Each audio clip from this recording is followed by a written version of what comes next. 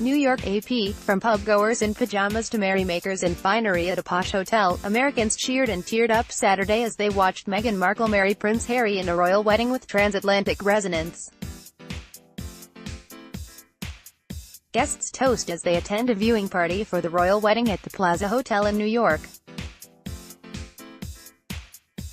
Betancur, Getty Images. People gathered at wedding watch parties, some before dawn, at a Hollywood pub in New York's swanky Plaza Hotel, in oceanfront towns in Florida and spots in the Rocky Mountains, to see an American of mixed-race heritage become part of Britain's royal family.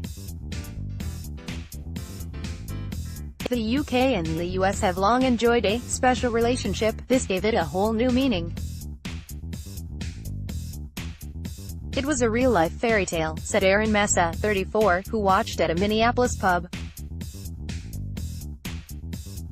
"If someone my age from America can suddenly become a princess, essentially, anything really is possible." About 1,000 miles, 1,600 kilometers, away at a home in Burlington, New Jersey, Paula Jackson gasped when Markle emerged from the Rolls-Royce that brought her to St. George's Chapel in Windsor, the British royals' longtime home. "I'm just so happy for her," said Jackson, dressed in a jeweled blazer and tiara. "She will be an example for our young, African-American women." At gatherings around the U.S., viewers admitted Markle's beauty and naturalness.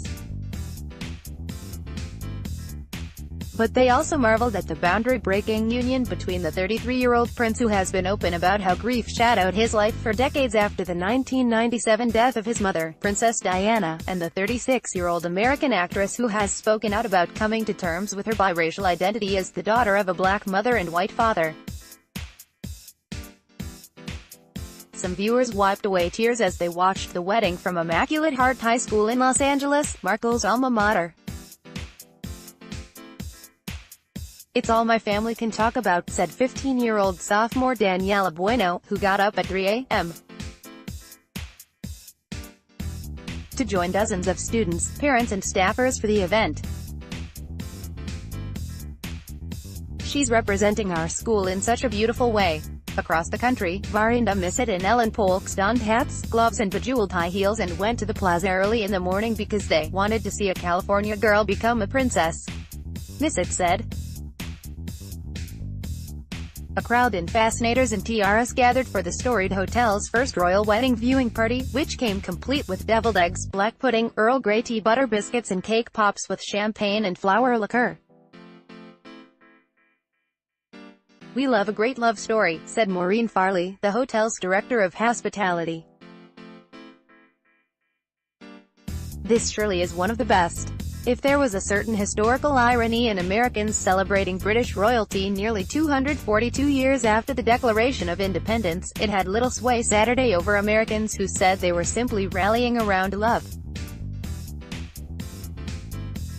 I think this is a wonderful new way to be royal," said Ralph Campbell, 67, who donned a three-piece dark suit and bow tie for a watch party at Brit's Pub in Minneapolis. He called the ceremony a global wedding, and added, "I think it will only help the cause of peace in the world."